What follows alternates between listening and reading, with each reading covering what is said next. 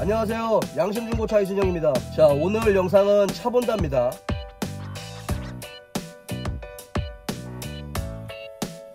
오늘 차본다는 폭스바겐 골프 1.6 TDI 블루모션입니다. 2011년식의 17만 킬로, 완전 무사고 차량이죠. 이 차는 개인간 거래로 진행을 했고, 고객님을 모시고 아산으로 가서 1대1 개인간 거래를 진행했습니다. 폭스바겐 골프는 전 세계적으로 굉장히 많이 팔린 차예요. 그리고 뭐 독일차 중에서 일반 저와 같은 서민들이 타기에 굉장히 가격도 저렴하고 차도 재밌게 탈 수 있는 차죠. 그래서 뭐 서민의 포르쉐다, 뭐 가난한 자의 포르쉐다 뭐라고 말할 정도로 운전도 굉장히 재밌고, 아무튼 많이 팔린 차입니다. 그 중에서 이 차는 TDI 1.6 디젤이죠. 터보 디젤 차입니다. 많이 팔린 만큼 뭐 고질병도 있는데요, 고질병 없는 차는 뭐 이 세상에 없고, 얼마큼 가성비가 있느냐, 뭐 이 차인데, 이 차는 전 차주분이 좀 수리를 좀 많이 하셨어요. 그래서 가격 대비 뭐 중고차로서의 어떤 뭐 광택이라든지 상품성을 이렇게 잘 갖춰놓고 판 건 아닌데, 수리를 굉장히 많이 하셨습니다. 보통 이제 폭스바겐 골프를 사실 때 디젤 같은 경우는 1.6 디젤하고 2.0 디젤이 있거든요. 근데 보통은 평균적으로 2.0 디젤을 조금 더 많이 사요. 이게 왜냐면 중고차로 살 때 가격적인 차이가 크게 나지 않거든요. 감가라는 부분도 있고. 그래서 근데 이제 1.6 같은 경우는 뭐 물론 차도 디젤이기 때문에 잘 나가고 연비가 좀 좋고요. 골프를 타시는 분들이 대체적으로 이제 연비와 관련된 부분에서 수입차는 타지만 연비가 좋은 차를 타고 싶다, 좀 합리적인 수입차를 타고 싶다 라고 하는 분들이 굉장히 선택을 많이 하셨는데, 그 중에서도 1.6 디젤은 조금 더 연비가 좋고 세금도 좀 저렴하고, 그 중에서도 조금 더 아끼고자 하는 분들이 타시죠. 차 같은 경우는 그 차주가 수리를 해놨던 부분이 인젝터 4개를 최근 1년 안에 이제 수리를 하셨고, 1번하고 2번 인젝터 같은 경우는 이제 그 애프터마켓 용품으로 교환을 하셨고, 3번 4번 같은 경우는 인젝터 리빌드 해서 장착을 하셨습니다. 당연히 동화차도 당연히 교환이 됐고, 그리고 타이밍 벨트 세트까지 교환을 하셨어요. 타이밍 벨트 세트는 지금 17만인데 조금 늦게 교환하신 감이 없지나마 있거든요. 근데 어쨌든 타이밍 벨트 세트까지 다 교환이 됐습니다. 얘가 이제 벨트 방식이다 보니까 구형이 아니냐 이렇게 말씀하시는 분들도 있는데, 대체적으로 폭스바겐 계열들이 타이밍 벨트를 벨트 타입으로 하는 경우들이 있어요. 근데 타이밍이 벨트다라고 해가지고 구형 방식이다 라고 말할 수는 없고, 나름대로 장단점이 있어요. 오히려 벨트 타입은 타이밍 벨트 세트를 꼭 어느 기간 안에는 이제 교환을 해야 되다 보니까 그거를 교환하면서 다른 경정비까지 같이 보는 경우가 있거든요. 그래서 어찌 보면 차를 조금 오래 탈 수 있는, 아주 큰 문제가 발생이 되지 않고 예방정비까지 같이 하기 때문에 그런 부분에서는 조금 더 유리한 부분도 있고, 타이밍 체인 방식보다는 조금 더 정숙합니다. 그리고 DPF 클리닝까지 하셨어요. 그러니까 인젝터를 수리하면서 DPF까지 클리닝을 하셨고, 그게 한 1년 정도, 1년 전에 DPF 클리닝까지 이렇게 하셨습니다. 엔진 마운트도 한 2개 정도 교환을 하셨고, 타이어도 교환을 하셨어요. 타이어 트레드가 한 80% 정도 남아 있습니다. 그런 부분들은 좀 굉장히 좋죠. 이 차를 탔을 때 처음 느꼈었던 건, 지금 이 차가 가격이 그렇게 비싼 가격이 아니에요. 그러다 보니까 가격 대비 가성비가 굉장히 좋다. 왜냐면 인젝터 4개를 다 교환 수리하고, DPF까지 클리닝하고, 타이밍 벨트 세트까지 교환을 하고, 또 일부 부품들도 교환을 하고, 라디에이터까지 교환을 하고, 라디에이터 교환할 때 냉각수라든지 그런 부분까지 다 교환을 한 상태, 타이어 내차까지 교환이 된 상태를 봐서는 지금 이 차의 가격보다는 훨씬 더 많은 금액이 들어가 있다 보니까 오히려 가성비가 넘치는 차가 됐어요. 그리고 겨울에 시운전 할 때 유독 이제 방지턱이 많은 그 골목을 좀 많이 다니기도 했었거든요. 특별한 잡소리가 많이 나지는 않았습니다. 이 차가 단점 중에 하나가 또 이 천장 스웨이드가 여기 이게 처지는 그런 차들이 있거든요. 근데 그 부분에서도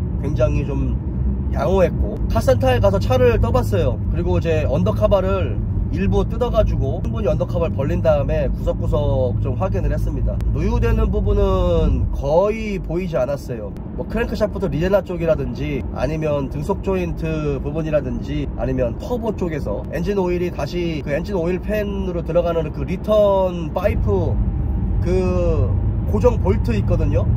그 볼트 쪽에서도 오일이 좀 잘 새요, 이 차가. 근데 그런 부분은 전혀 없었습니다. 플로팅 베어링이 있는 그 쪽에서도 오일 누유가 없었고, 로커암 카바 쪽에서의 오일 누유도 없었습니다. 인젝터 수리 같은 걸 하면서 기본적으로 뭐 오일 누유가 되는 부분들은 한번 점검을 싹 하셨다고 해요. 그리고 뭐 자잘자잘하게 좀 많이 하셨어요. 뭐 라디에이터 상하 호수도 교환이 돼 있고, 그 다음에 인젝터 쪽에 있는 그 리턴 호수, 고무 리턴 호수 이런 것들도 좀 교환이 돼 있고, 그리고 이 차가 에어컨 컴프레셔가 교환이 돼 있더라고요. 당연히 겉벨트까지도 교환이 돼 있습니다. 차를 떠본 다음에 제가 주요 골격 다시 한번 확인했어요. 양쪽 좌우 멤버하고 패널, 그 다음에 휠하우스, 그 다음에 뒤쪽 멤버, 리어 패널과 프론트 패널 뭐 이런 부분까지 싹 다 점검을 했는데 주요 골격에 손상은 없었습니다. 그리고 도어하고 그 다음에 트렁크, 그 다음에 후드가 교환되지는 않았어요.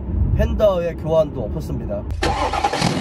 이 차는 조금 이제 단점 중에 하나가, 굳이 단점이라고 표현하기는 조금 그런데, 인젝터가 시멘스께 들어가요. 보통 이제 전 세계적으로 인젝터 하면 상용차 포함해서 보통 이제 보쉬, 델파이, 덴소, 그다음에 뭐 시멘스 뭐 이렇게 들어가는데, 지금 1.6 TDI는 시멘스가 들어갑니다. 독일의 시멘스. 근데 그게 막 그렇게 내구성이 좋거나 막 진보된 그런 인젝터는 아니에요. 물론 굉장히 좋은 인젝터긴 하지만 보쉬나 델파이 시스템보다는 조금 거칠고 뭐라 그럴까, 잔고장률이 조금 있다?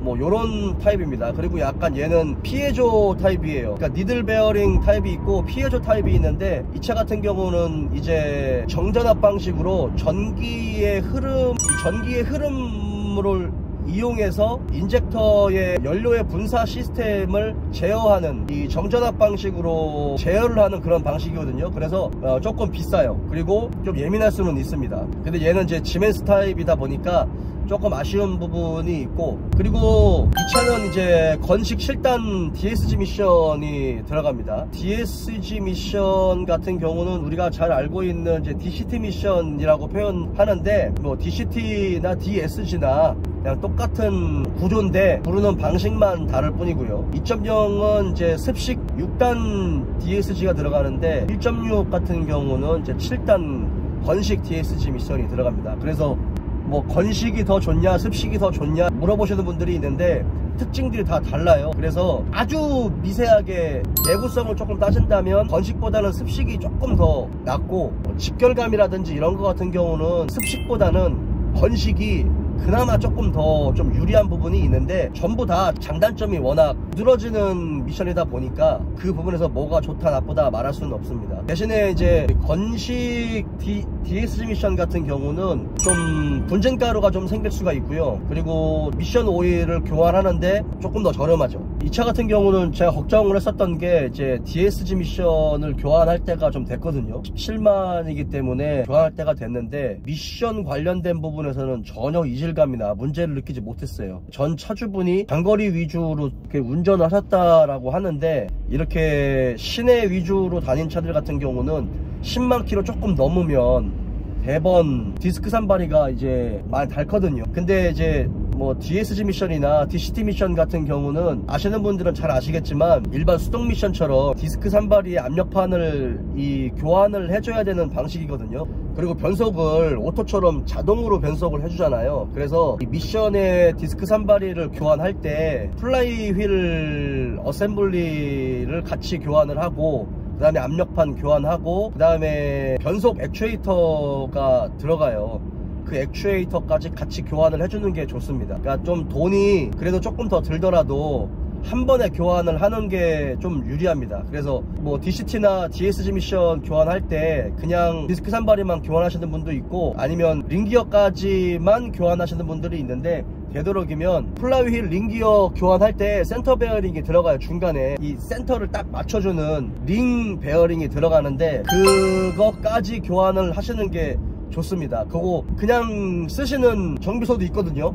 근데 이 센터의 간격이 안 맞으면 차가 엄청 떨어요. 이게 정말 간극이 정말 미세하게 틀어지면 차가 엄청나게 떱니다. 그러니까 그런 것도 아예 그냥 얼마 안 하는 거니까 같이 교환하시는 게 좋습니다.